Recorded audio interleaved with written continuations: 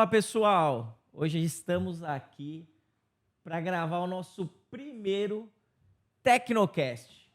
A gente teve essa ideia justamente para aproximar um pouquinho das empresas do Grupo Tecno, das nossas histórias, dos bastidores, tudo que a gente pode colocar aí para o nosso público, para que a gente tenha um pouquinho mais de proximidade com o nosso público. A gente está trazendo aqui para você acompanhar nas nossas mídias, nos nossos canais. E hoje, com o nosso podcast número 1, quem temos? Quem temos aqui?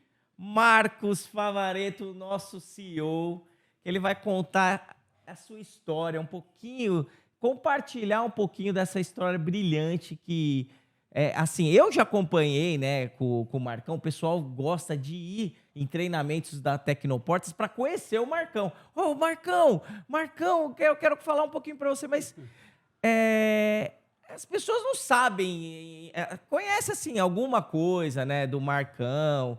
Fala um pouquinho, o Marcão, você é considerado uma lenda aí, né, no inovador, pioneiro, mas para iniciar aqui o nosso primeiro podcast do Tecnocast, eu queria saber um pouquinho da história do Marcão.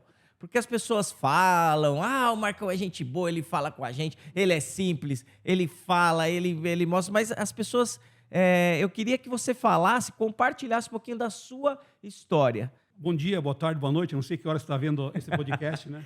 E para mim é uma honra estar aqui, começando esse canal de podcast aqui da Tecnocast. Nesse canal, igual o Everton já fez a introdução, a gente vai falar um pouco das empresas do Grupo Tecno e trazer mais alguns assuntos relevantes aqui para poder estar debatendo, né? Expor nossa experiência aí para poder, através da nossa experiência de vida, edificar mais pessoas aí, ajudar mais pessoas a entrar no ramo de porta, de steel frame, de climatizadores. O intuito é poder, através do nosso canal, ajudar mais e mais pessoas. E o Marcão é esse cara aí, cara simples, cara que Deus abençoou. Acho que eu costumo falar assim que sem Deus não somos nada, né? Deus, um dia ele pensou, vou abençoar esse grandão aí para ele poder ajudar as outras pessoas. E o intuito do Grupo Tecno não é trazer dinheiro para o Marcão, não é o Marcão ter uma vida boa. O intuito do Grupo Tecno é poder trazer prosperidade para as pessoas que trabalham com nós, para os nossos colaboradores, é poder gerar emprego, poder gerar o pão de cada dia para as pessoas que trabalham com nós e também levar oportunidade de negócio para as pessoas que querem entrar no ramo, que querem trabalhar como autônomo. No Grupo Tecno, nós temos agora oportunidades da pessoa comprar e revender nossas portas, da pessoa ser um representante comercial nosso, trabalhando como autônomo, tanto na Tecnoportas como na Tecnoframe. A Tecnobrisa também, nós importamos e vendemos não para o consumidor final, vendemos para o revendedor, que ele pode comprar e revender. Então, a ideia nossa é ajudar as pessoas a serem autônomos e ganharem seu dinheiro dignamente, né, cara? E uma vez você falou, até você comentou assim, é uma grande responsabilidade, porque você não cuida só de empresas, o Grupo Tecno cuida de famílias, né, Marcão? São pessoas, né, com histórias, né? Então, quão importante hoje você olhar e ver que você é responsável por famílias. E, assim, são histórias, são pessoas, são indivíduos. E que bacana ver, né, aonde chegamos e os próximos passos, né? Aonde a gente quer chegar ainda mais. Mas compartilhe um pouquinho pra gente, assim, você no seu íntimo, você pensar assim, caramba, né? O grupo cresceu, a empresa cresceu. Hoje eu tenho uma gama de colaboradores que eles vestem realmente a camisa da empresa, né? Compartilha um pouquinho pra gente, porque o empresário hoje, ele se sente um pouco sozinho. Porque por isso que quando você vai compartilhar com outros empresários, porque ninguém sabe aquela sua dor ali, né, no íntimo, né? A responsabilidade, as pessoas acabam usando assim o final, né? O Marcão é um cara bem sucedido, mas quem é o Marcão? O que ele passou?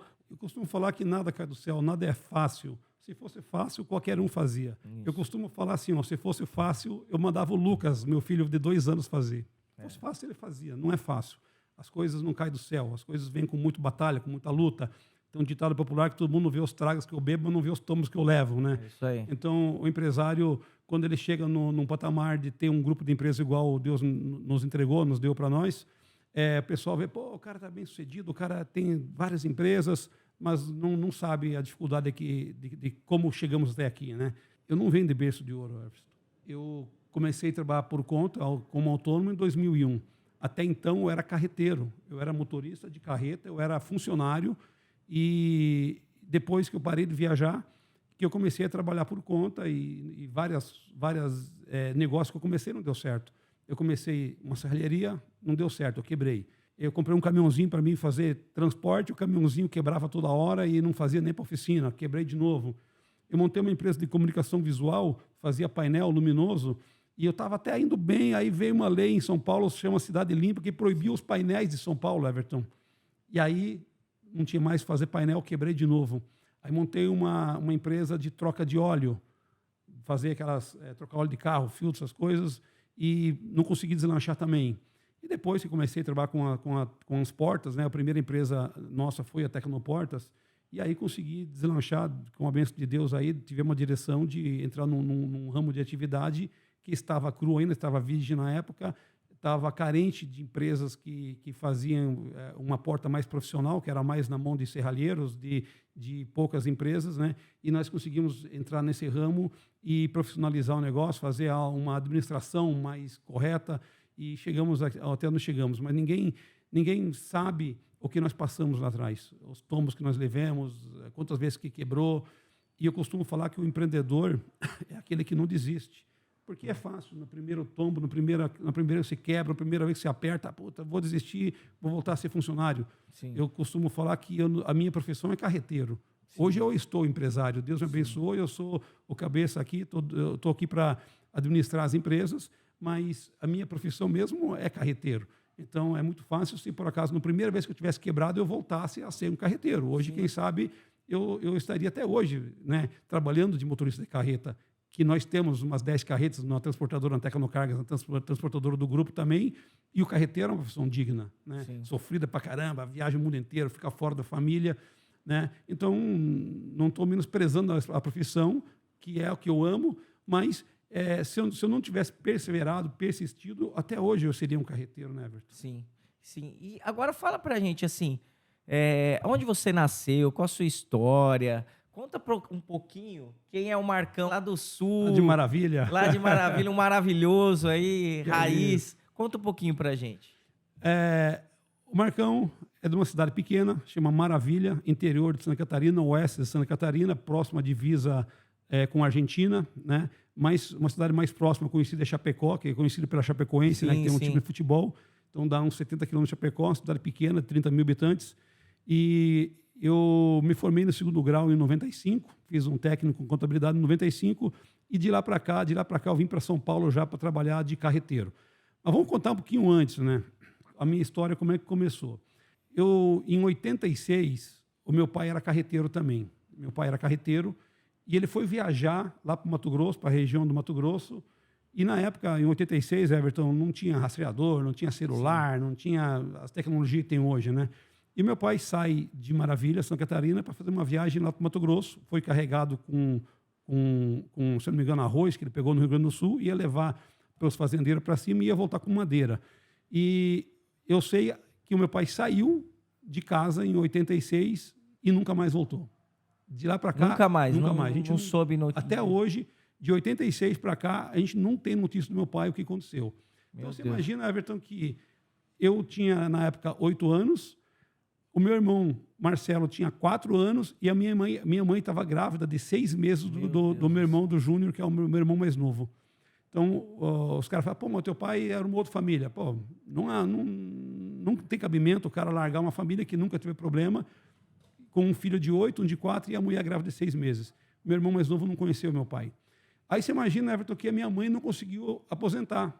Porque não tinha o corpo, não tinha o atestado de óbito do meu pai. Meu pai sumiu, não tinha nada que certificasse que ele era falecido para poder ganhar a aposentadoria. Deus. E o meu pai era o cara que trazia o alimento para casa. Então, você imagina que com 8 anos, eu tô aqui de me virar. para poder ajudar a minha mãe a pôr a comida dentro de casa. Eu costumo falar, Everton, que eu não passei fome na minha vida porque a farinha de milho era barato. Então, nós comíamos polenta todo dia.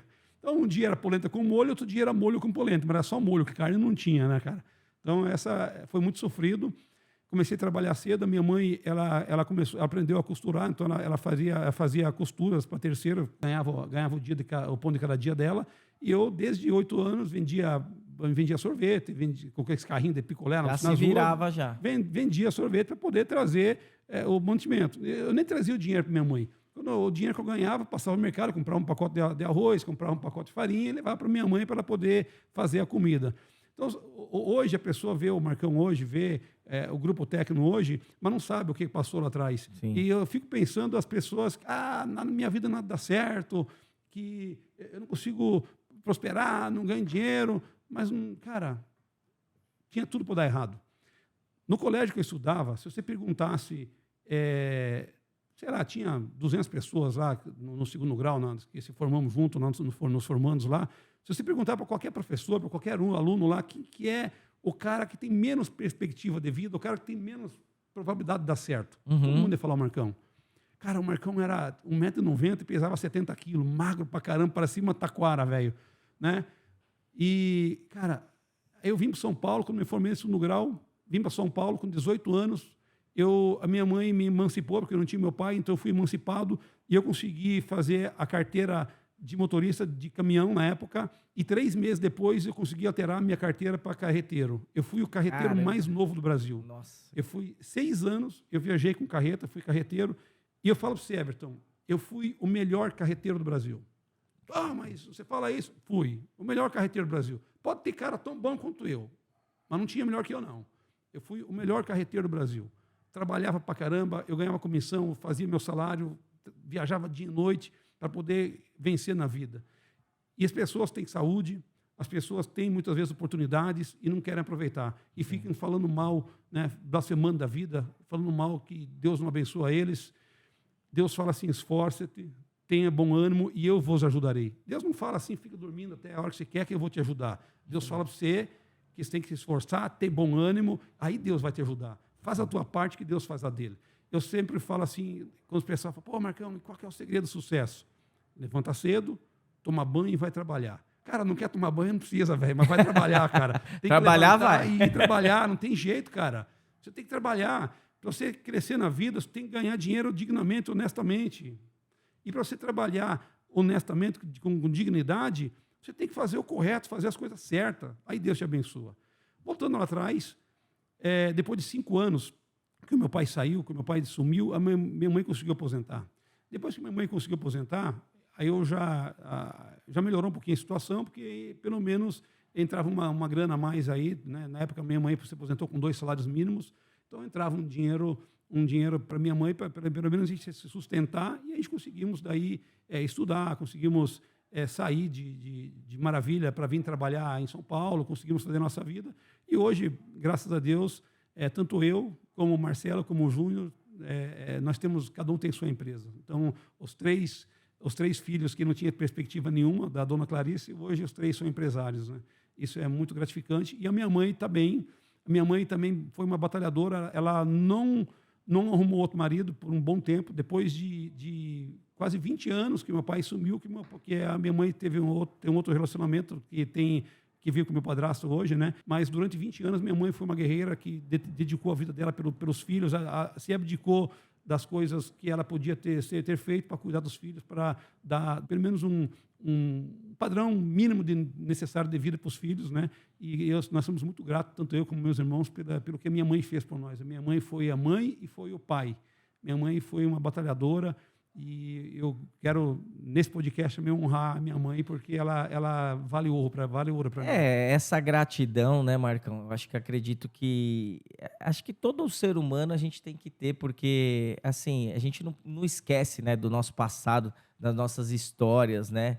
E, assim, principalmente pai, mãe, né? Abdica, renuncia, às vezes, uma vida, né, para os filhos. Então, é muito legal você falar isso, porque eu acho que a gente tem que ter isso, né? Essa gratidão, essa valorização das conquistas, né?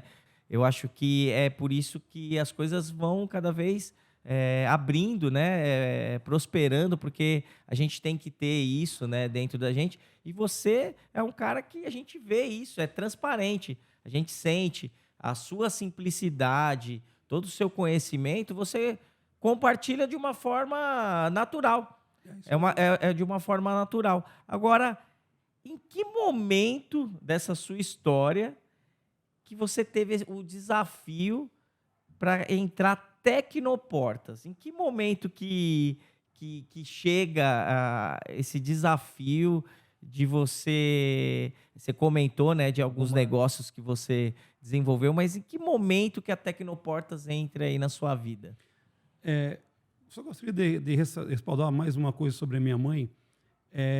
A minha mãe ensinou nós a ser correto e ter caráter. Ótimo. Honesty wins the world. Honestidade ganha o mundo. Sem honestidade não chega em lugar nenhum. E isso são princípios que eu aprendi com a minha mãe. Eu não tive meu pai. Eu não tive meu pai para honrar. A Bíblia fala, honra teu pai e tua mãe para que te vá bem na vida. Eu não tive meu pai para honrar, mas eu honrei minha mãe e honro ela porque ela nos ensinou. Nós tínhamos tudo para dar errado, meus irmãos. Tinha tudo para ir para o lado errado, para ser tranqueiro na vida, para ser mau caráter. E tanto eu como meus irmãos, a gente seguiu o lado do bem, né? Seguindo com honestidade, com muito caráter e princípios cristãos para poder chegar até aqui. E virou o slogan do grupo, né? Grupo. É isso aí. Virou nosso slogan do grupo. Ganha o mundo. É isso aí que eu aprendi, né?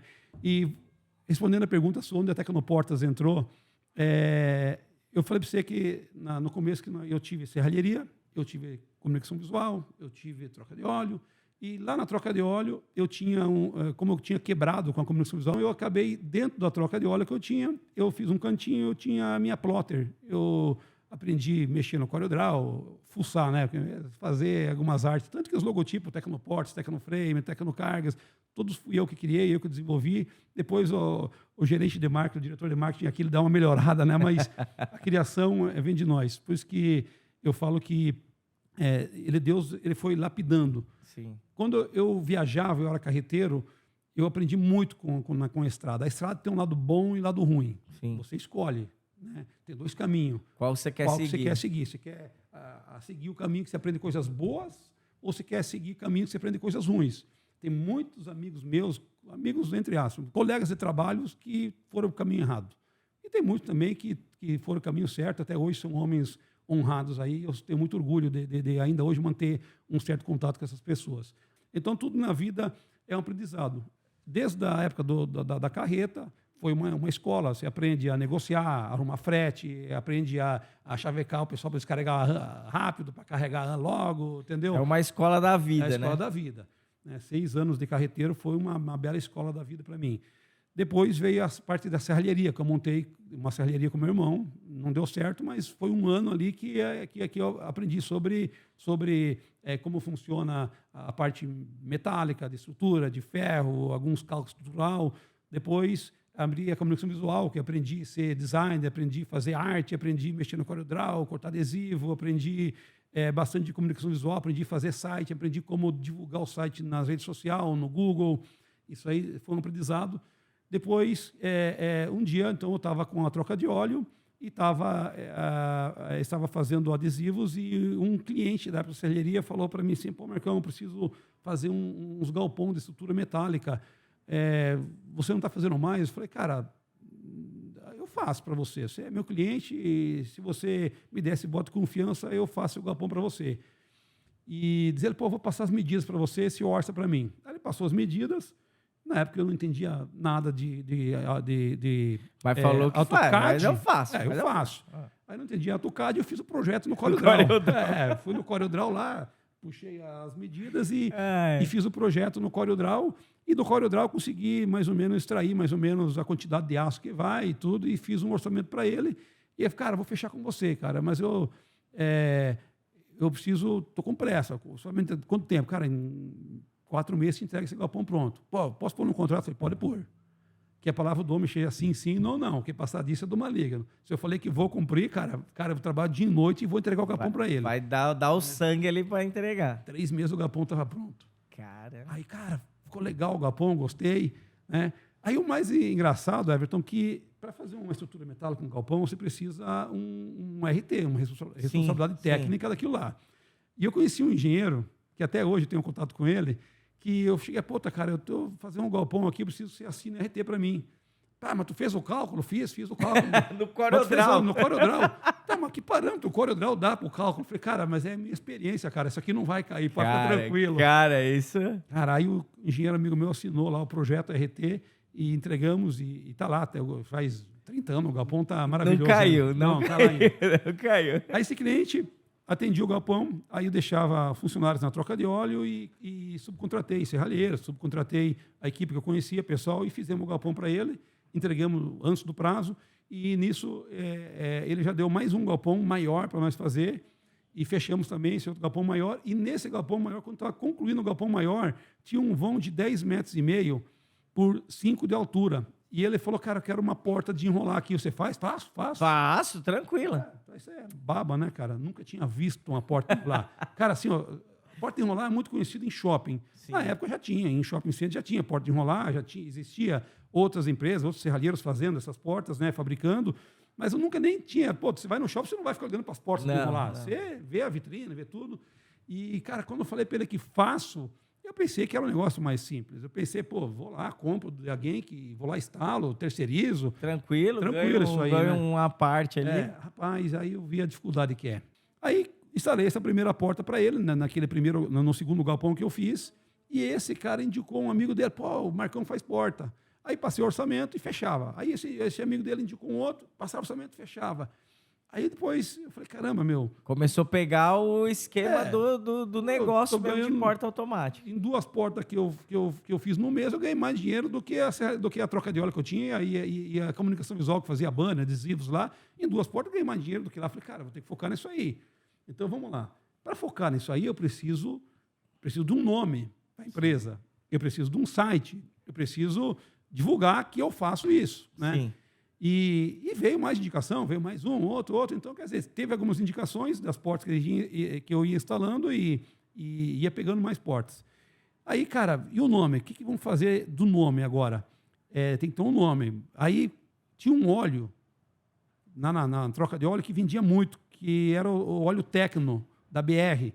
Ele era um 15W40 semi-sintético, compatível com Selenia, que na época saiu aqueles motores da Fiat, motor Fire, que era um motor que esquentava pra caramba e tinha que ter um óleo específico para ele que aguentava a subtemperatura. E a fábrica Fiat indicava o Selenia. Só que o Selenia era caro pra caramba. Sim. E a BR lançou esse óleo Tecno com a metade do preço e era o mesmo componente. Então, eu chegava lá, tem um Selenia, ficava, sei lá, R$100 uma troca de óleo, com o Tecno ficava R$65. Vai pro Aí, Tecno. vendia pra caramba. E eu gostava de vender Tecno, que além de vender bastante, a margem era melhor que o Selenia ainda. Então, cara, por que não usar Tecno? Tecno portas, ele combina, cara, fica foi legal. assim, Nem pensei na época em tecnologia. Depois, cara, se nós temos Tecnoportas, nós temos que ser a empresa mais tecnológica do mercado. Então, começou assim. Aí, pegamos esse nome, aí falei, cara, vou fazer um logotipo, eu sou designer, eu que vou fazer um negócio aqui, CorelDRAW, aqui, um manjo pra caramba. Aí fui para casa, tinha um computador em casa, e abri o CorelDRAW, era umas 7 horas da noite, 7, 8, 9, 10 da noite, faz um jeito, um outro. Cara, quando você faz o negócio, Everton, para você nunca tá bom. Sim. Quando você faz para os outros, pô, rapaz, que legal, é isso que eu queria, criatividade bacana você teve, para você nada agrada, cara. Você faz, cara, mas dá para melhorar. Você faz, dá para melhorar, pô, mas não fica legal, vamos mudar aqui, muda a fonte. Para criar um logotipo, para mim, que sou crítico, era muito complicado. E aí eu fui dormir à meia-noite e não saiu nada, cara. Aí de noite, orei, pedi para Deus, Senhor, me dá uma direção, me dá uma luz aí, como deve ser esse logotipo, que eu estava tão ansioso para poder fazer um negócio que eu não queria esperar 2, 3 dias, eu queria fazer na hora. Queria, sim. Se desse, levantava 2 horas no lugar fazer, cara. Já fazia, vamos mandar bala. E Deus me entregou em sonho, cara. Deus me deu num sonho, me mostrou certinho. O primeiro logotipo Tecnoportes tinha 2 alvos, em cima e embaixo. Sim. E tinha um degradê, um degradê, ele começava azul para vermelho, e depois o de baixo começava vermelho para o azul, com contorno. Cara, sonhei. Acordei de manhã cedo, 6 horas da manhã, liguei o computador, em 10 minutos fiz o logotipo Tecnoportas, cara. Acordou já inspirado. Inspirado, cara. Deus me deu no sonho o logotipo. Aí fui para a empresa, né? Eu tinha na troca de óleo, era meu escritóriozinho ainda, né? E aí criei um site, aí puta, um amigo meu falou, tem um site pronto, um site chama Nomer.com, nem sei se existe ainda, Nomer.com, que tinha um template lá, que era um site pronto, que você sobe a foto, sobe os textos, sobe o logotipo lá, cara, fui lá, criei o meu site, pronto, tem um site. Ah, mas e daí, cara? Tu tem um site, e daí? Tu vai fazer o que com um site? Né? Aí fiz um cartão, botei o site no cartão, botava as fotos das portas que eu tinha. Aí eu não tinha muitas fotos de porta, pegava umas fotos de umas portas gringas lá, mudava, criava uma fachada no Google, né? Aí tinha lá um nome gringo, mudava, fazia de conta que a fachada era brasileira, botava Brahma, botava, né? Se virava, botava, criava as fotos, botava, subia no site, né? Tinha que ter conteúdo no meu site. Sim. E, cara, mas ninguém entra no meu site. Tipo, daqui 3 dias. Tá lá o site visita. bonitinho, mas não... Aí um cara falou, cara, não, você tem que pagar para os caras apresentar. Você não vai. Como assim? Não, se tu pagar para o Google, ele põe você em primeiro. É mesmo, cara. Então, eu sempre fui enganado. Aqueles caras que estão lá sempre pagaram para aparecer em primeiro e eu clicava, achava que eles eram bons, né, cara? Não, se é assim, beleza. Aí entrei lá, AdWords do Google, aprendi como faz, fiz um curso online, li a Bíblia do Google lá, como é que faz e até hoje eu faço o AdWords, né, Ayrton? Até hoje eu dou espetáculo, hoje você me ajuda também, mas até hoje eu entro lá e configuro. Já tem um expertise aí, noção, né? Aí, cara, assim, na época era tipo 7 centavos o clique. Você pagava para o Google 7 centavos o clique. Hoje, para a palavra-chave nossa, porta de enrolar automática, é R$ 4,50 por clique. Não é que o cara... R$4,50 era outro trazer o cara para o site, né? Porque era 7 centavos. Mundo. Eu botava R$10 e durava 2 meses, né? E... de porta de enrolar, porta de aço, porta industrial, não tinha ninguém fazendo, era só eu. O cara digitava no Google, só dava eu lá em primeiro, todas as vezes em primeiro, cara. Eu falei, caramba, meu. É isso. Os caras achavam, essa empresa é boa mesmo, tá em primeiro aqui, ó.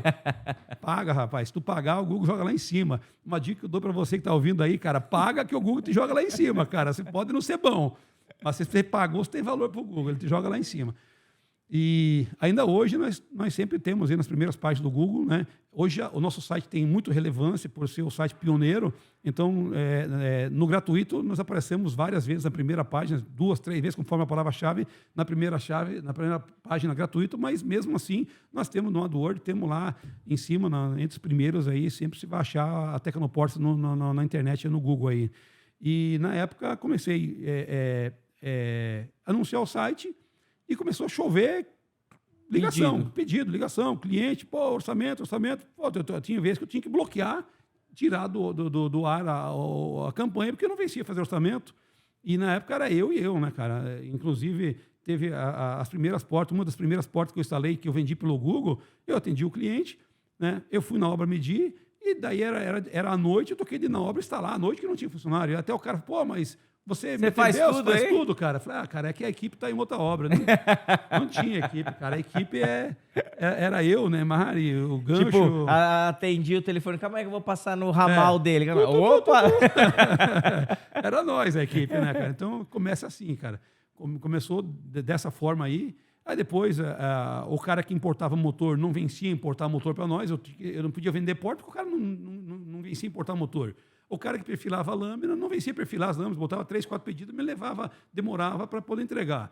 Aí eu tinha que mandar pintar em outro lugar, que é a pintura eletrostática. Aí levava lá, o cara pintava alumínio, pintava as ossos, demorava alguns dias para pintar minha porta e isso atrasava com o meu cliente. Honest wins the word. Se eu prometi para o cliente, tem que cobrir. Sim. Né? E estava atrasando. Aí o que aconteceu? Me forçou a tentar montar a indústria, montar a fábrica. Importei uma perfiladeira, comprei uma máquina de pintura e comecei a importar os motores nossos. Comecei a importar os motores para não faltar. Então, eu tinha o motor, já tinha a lâmina, eu mesmo perfilava, eu tinha pintura eletrostática, já tinha a cadeia produtiva na minha mão, já fabricava tudo e conseguia escalonar aí para poder aumentar, abrir vários revendedores, representantes do Brasil inteiro, né? E aí o nome, a empresa foi crescendo, né? Começamos a empresa... a empresa começou em 2004, praticamente, mas em 2007 começamos, inclusive, com portas, né? 2010, 2009, nós já era líder no mercado. Cara, existia 2 empresas que eram maior que nós, que é a Tecnoportas, que não atendia o serralheiro, atendia só o final. Então, essas 2 empresas, hoje, infelizmente, as 2 quebraram. As 2 não existem mais no mercado. Mas eram 2 empresas bem conceituadas na época que atendiam só como seu final. E certo dia me ligou um cara, um serralheiro lá da Bahia, E falou, pô, me vende a porta sem instalação. Eu falei, não, eu não vendo sem instalação. Pô, mas por que não? Me vende a porta no preço que tu venderia instalado, mas deixa que eu instalo. Eu quero aprender a instalar isso aí, né? E eu falei, cara, por que não, velho? Por que não vender para o cara instalar, né? Uhum. Aí vendi o primeiro kit de porta de enrolar, né? E, Esse foi o pulo do gato, assim, da cara, Tecnoportas? eu diria que sim, cara, porque senão, que na época ninguém fornecia kit. O Tecnoportas foi a primeira, foi a pioneira. Você acabou transformando os serralheiros em representantes, em revendedores, né? Ontem mesmo, eu estava lá na empresa lá, nós fizemos uma reportagem para um jornal, e o jornal pediu, pô, quantos portas vocês já venderem? Cara, como nós trocamos o sistema, não temos certeza de quantas portas nós vendemos. No sistema de 2010 para cá, nós temos o número exato de portas que nós fabricamos e vendemos, mas de 2007 até 2010 ficou uma lacuna, a gente não tem muita certeza, né? Daí eu falei, cara, puxa aí. Aí puxamos o número de clientes, só serralheiros que compram e revendem no nosso sistema tem 2.800. Serralheiros cadastrados que compram e revendem. Uma oportunidade boa para você que está ouvindo o podcast aqui, ó, ser um revendedor de porta. Sim. Hoje a Tecnoportas tem cursos para poder ensinar as pessoas a instalarem porta, né? O último agora, semana passada, foi no Rio, foi um sucesso lá, né? Foi um sucesso. Então nós temos cursos aí, praticamente cada 20, 30 dias temos um curso. E esse mês vai ser aqui na nossa sede. Na nossa sede. Depois, daqui 20 dias, vai ser numa filial. No nosso site você pode acompanhar isso aí e ficar atento aí para você fazer o curso também, aprender a instalar, a revender as nossas portas e ganhar um dinheiro revendendo e instalando. Você pode ganhar tanto uma margem em cima revendendo a porta, que nós temos um preço diferenciado para o serralheiro, como uma margem você instalando mesmo e ganhando dinheiro com a instalação. Então, esse primeiro cliente, vendemos a porta para ele e chegou lá, instalou. Na época não tinha WhatsApp fazer videochamada, né? Mas por telefone, o Robson, que é o nosso técnico que dá os cursos, ele é muito técnico, por telefone o Robson conseguiu explicar para ele e ele conseguiu instalar a porta e depois a gente, cara, vamos abrir isso aí no site. Quando eu pus no site, kit porta para serralheiro, divulgamos no Google, rapaz, assim, ó, arrebentou. Entupiu a fábrica, 24 horas trabalhando, a fábrica lá em Guarulhos era pequena, e logo mudamos aqui para Arujá, né? Essa fábrica enorme que nós temos aqui em Arujá para poder atender a demanda do mercado, né, cara? Hoje mais de 1.000 portas por mês, mais de 1.000 portas fabricadas, eu acho que 70% é para revenda. Uns 30% a gente vende com a nossa marca, instalado pela Tecnoporta, mas em média 70% vai para revenda, vai para serralheiros. Então, o kit porta foi um sucesso, e tanto que hoje outras empresas do ramo também fornecem kit porta. Sim. O nosso é o melhor, Sim. O nosso é o primeiro, é o mais tecnológico, nós temos o melhor kit, o nosso motor tem 2 anos de garantia, então nós temos alguns diferenciais, né? Não é só preço. Preço é o que menos importa. O que importa é você ter um produto de qualidade, e nós temos a porta mais tecnológica, com maior qualidade. Né? Qual foi o seu maior desafio, assim, que você fala, cara, o que eu vou fazer para entregar isso? Eu fechei, como você falou, né? A partir do momento que a gente se compromete com o cliente, a gente tem que entregar. Com certeza. Que história vem na sua mente? Teve inúmeros desafios. O desafio de ser empreendedor no Brasil já é um desafio. Né? Mas eu vou contar aí do que me tirou o sono, me deixou com os cabelos mais brancos, me perdi uns cabelos, cara. Foi essa obra da Ferida Madrugada que chegou para nós no final de 2020, num pleno pandemia aí, cara, caiu um lead aqui de 8.000 portas. Meu Deus. Né? E aí, quando caiu o lead, fizemos o orçamento. Aí, cara, você vai fazer 8.000 portas, mas você não pode deixar de atender os clientes, o jiteiro, o serralheiro que compra o nosso sempre, o custo final que compra a porta nossa e instala. Porque esse vai ser um pedido, depois o resto que vai ter então, que dar assim, continuidade. Eu estava bem a fim de abrir mão desse pedido grande para poder atender o cliente pequeno, que é o cliente que leva a Tecnoportas, que sustenta nós até hoje. Esse pedido acabou, esses 8.000 portas a gente fez em 6 meses. Né? Depois de 6 meses, eu não podia abrir mão do cliente. Então, o maior desafio foi esse, foi você atender as 8.000 portas sem deixar de atender o serralheiro que comprava, que depende da Tecnoportas. Quando você forma um business que você compra da Tecnoportas para revender, você conta que a Tecnoportas vai produzir para você revender. Mas o maior desafio da Tecnoportas foi fabricar essas 8.000 portas que foi nessa feirinha, sem deixar de atender o nosso cliente do dia a dia. Né? Esse que foi o maior desafio. E vou deixar no ar aqui o convite para você ouvir os nossos próximos podcasts. A gente vai estar gravando breve mais alguns aí, e a gente vai voltar a falar sobre a Ferida Madrugada, né? E você é nosso convidado para acompanhar nosso canal aí, tá? Deus abençoe.